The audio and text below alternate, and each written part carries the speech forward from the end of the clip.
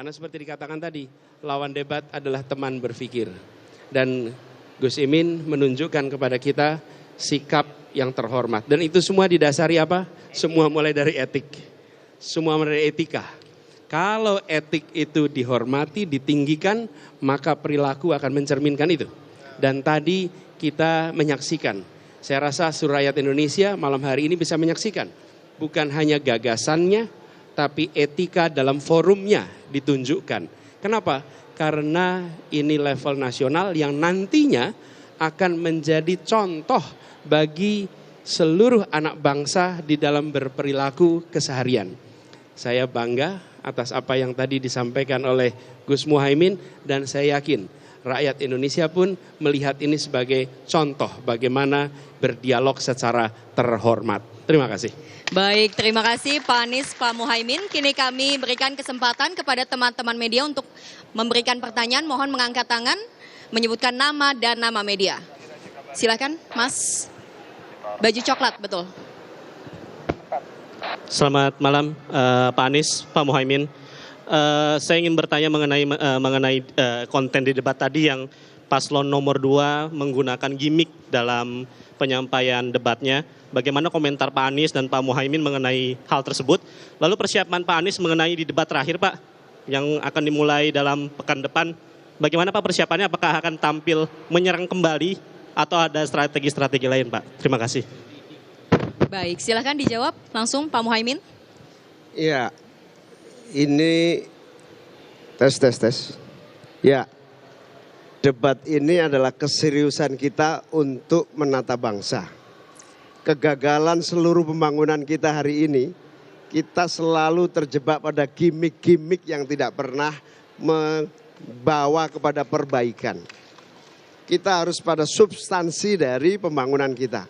Sehingga gimmick-gimmick bagi saya itu membahayakan keberlangsungan visi dan misi kita terlaksana.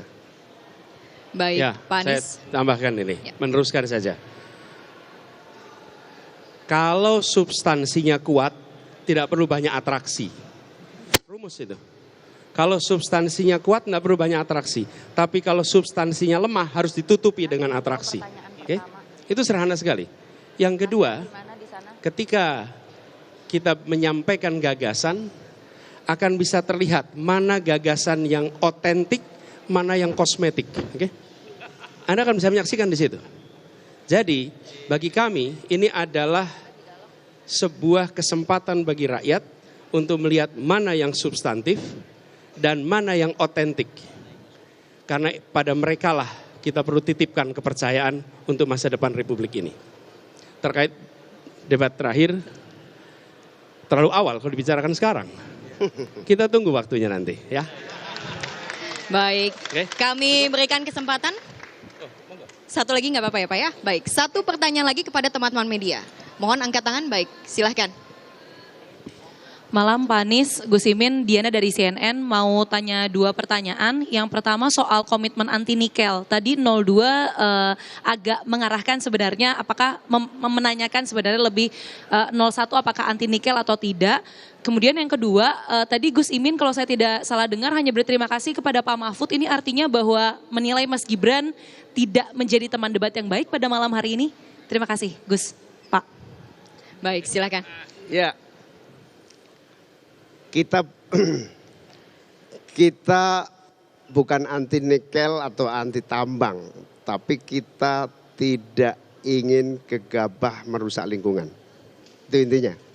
Sehingga nikel atau tambang kita harus berdampak pada kemakmuran semuanya, bukan segelintir orang. Yang kaya boleh terus kaya, tapi yang lain jangan menikmati limbahnya. Sama-sama kaya, sama-sama nikmat. Itulah yang kita inginkan.